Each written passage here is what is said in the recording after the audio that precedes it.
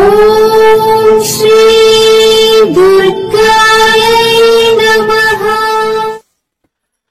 Hi friends, ఎలా ఉన్నారు friends? Vaikuntha Ekadashi ఎప్పుడు వచ్చింది? వైకుంఠ ఏకాదశి ప్రాముఖ్యత, మరి ఏ రోజున వైకుంఠ ఏకాదశి జరుపుకోవాలి అనే విషయాలు మన ఈ వీడియోలో తెలుసుకుందాం.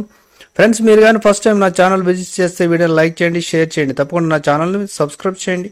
సబ్స్క్రైబ్ చేసుకున్నారు ఆ బెల్ అని ఆల్ అని కొట్టండి. నేను చేసే ప్రతి వీడియో మీకు నోటిఫికేషన్లు వచ్చేస్తుంది. హిందూ క్యాలెండర్ ప్రకారం ప్రతి ఏడాది పుష్య మాసంలో శుక్లపక్షంలో వచ్చే ఏకాదశిని వైకుంఠ ఏకాదశి అని పిలుస్తారు. ఈ ఏకాదశి పండుగని ముక్కోటి ఏకాదశి అని, పుత్ర ఏకాదశి అని కూడా పిలుస్తారు. ఈ రోజు భక్తులు పెద్ద ఎత్తున శ్రీహరికి కఠిన ఉపవాసాలతో పూజలు చేసి స్వామివారి అనుగ్రహాన్ని పొందుతారు.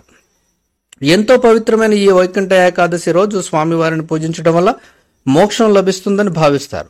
ఇలా ఉపవాసం ఉండి స్వామివారికి పూజ చేసే సమయంలో తప్పనిసరిగా ఉపవాస కథను చదవాలి. హిందువులు ఎంతో పవిత్రంగా భావించి ఈ వైకుంఠ ఏకాదశి ఈ ఏడాది ఎప్పుడు వచ్చింది, వైకుంఠ ఏకాదశి ప్రాముఖ్యత ఏంటి అనే విషయాలు తెలుసుకుందాం. హిందూ క్యాలెండర్ ప్రకారం ఈ ఏడాది వైకుంఠ ఏకాదశి 2022 జనవరి 12వ తేదీ బుధవారం వచ్చింది. అయితే ఏకాదశి తిథి 12వ తేదీ సాయంత్రం 4:49 ప్రారంభమై మరుసటి రోజు అంటే 13వ తేదీ సాయంత్రం 7:32 వరకు ఏకాదశి తిథి ఉంటుంది. ఈ క్రమంలోని చాలామంది 12వ తేదీ సాయంత్రం నుంచి ఉపవాసం ఉండి స్వామివారిని పూజిస్తారు. ఇక ఈ సమయంలో భక్తులు పెద్ద ఎత్తున స్వామివారి దర్శనార్థం ఆలయాలకు చేరుకుంటారు.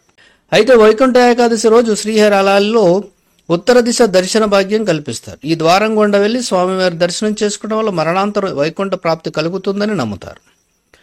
భక్తులు ఉదయమే నిద్రలేచి శ్రీహరిని పూజించిన అనంతరం ఆలయాలకు వెళ్లి స్వామివారి దర్శన భాగ్యం అనంతరం తీర్థ ప్రసాదాలను తీసుకుంటారు. అయితే ఈ వైకుంఠ ఏకాదశిని పుత్ర దశ ఏకాదశి అని కూడా పిలుస్తారు. ఈ క్రమంలోనే ఎవరైతే పుత్ర సంతానం కావాలని భావిస్తారో అలాంటి వారు వైకుంఠ ఏకాదశి రోజు పుత్ర సంతానం వ్రతం చేయటం వల్ల వారికి పుత్ర సంతానం కలుగుతుందని పండితులు కూడా చెబుతున్నారు.